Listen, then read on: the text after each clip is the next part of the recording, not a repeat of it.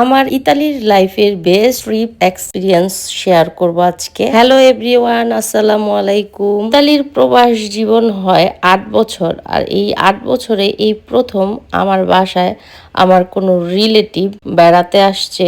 আর সে হলো আমার হাজবেন্ডের খালাতো ভাই। উনিও অস্ট্রিয়া প্রবাসী। উনি অস্ট্রিয়াতে থাকে প্রায় 20 বছরের কাছাকাছি। তাদের দুই ভাইয়ের 20 বছর আগে দেখা হয়েছিল, আর এই 20 বছর পর এই প্রথম তাদের ফেস টু ফেস দেখা হলো। আর আমরা এই দুই ফ্যামিলি মিলে ভ্যানিস ট্যুরে যাচ্ছি। তাই আমার হাজবেন্ড এবং আমার জন্য এই ট্যুরটা খুবই স্পেশাল ছিল।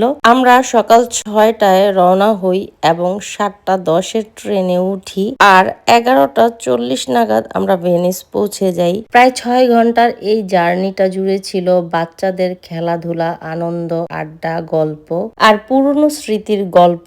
ট্রেন জার্নিটাই যেহেতু এত বেশি আনন্দ ঘন ছিল, তাই বাকি ট্রিপটাও আশা করছি খুবই ভালো কাটবে। যেহেতু বেশ লম্বা সময় আমরা ট্রেনে ছিলাম, তাই বাচ্চাদের ক্ষুধা লাগবে এটাই স্বাভাবিক। আর খুব ভোরে ঘুম থেকে উঠেছে ওরা, তাই ভাবি সব বাচ্চাদের ব্রেকফাস্ট করিয়ে দিল।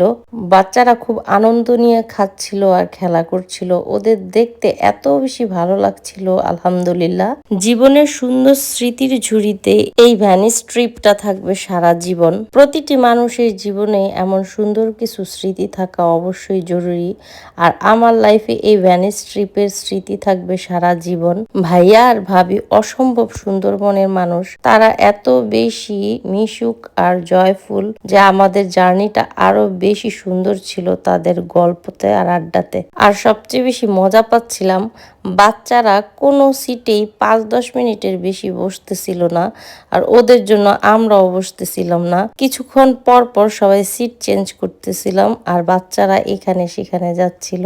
ওরা মনে হচ্ছিল বাসাতেই খেলতেছে। এটা যে ট্রেন বোঝাই যাচ্ছিল না। এক মুহূর্তের জন্য কেউ কান্নাকাটি বা জ্বালা যন্ত্রণা করে নাই। এটাও বেশ ভালো লেগেছিল। আর ওরা এত বেশি আনন্দ করছিল, মজা করছিল, যেটা দেখে আমাদেরও খুব ভালো লাগছিল।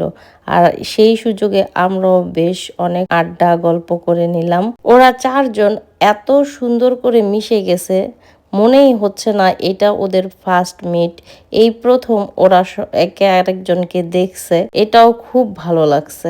আমি তো এখন খুব ভয় পাচ্ছি, ওরা যখন চলে যাবে আমার তাহিয়া খুব মন খারাপ করবে আর কান্না করবে ওরা চলে গেলে। না না, বাড়ি দেয় না, ভেঙে যাবে। কি খাও? কি খাবো? চিপস। চিপস খাও? হ্যাঁ, হ্যাঁ, তোমাকে তো আরো বেশি দেখাবো। তুমি কি খাও? তুমিও চিপস খাও?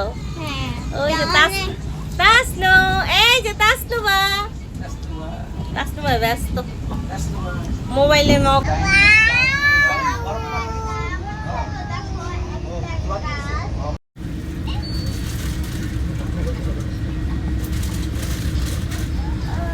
বাপ দাদার ট্রেন, শুইয়া বইয়া যার যেমন চাইমনে যাইতেছে। এই তো আমরা আমাদের কাঙ্ক্ষিত গন্তব্যে চলে আসলাম। এটি আমাদের থাকার হোটেল। হোটেলের চাবিটা পেতে একটু প্রবলেম হয়েছিল, আলহামদুলিল্লাহ এরপর চাবিটা পেয়ে গেলাম। আর আমরা সবাই সুন্দর করে আমাদের হোটেল রুমে চলে আসলাম। এই যে এটাই আমাদের রুম। মোটামুটি বেশ ভালো ছিল রুমগুলো। এটি ছিল একটি এয়ারবিএনবি হোটেল, যেখানে ছিল 2টি মাস্টার বেডরুম, একটি বাচ্চাদের রুম, আর এই যে একটা বড় কিচেনে মোটামুটি রান্না করার সবকিছুই ছিল। আর এইটি ছিল বাইরের ব্যাকগ্রাউন্ড। তো আজকে এই পর্যন্তই। সকলকে অনেক ধন্যবাদ। আল্লাহ হাফেজ।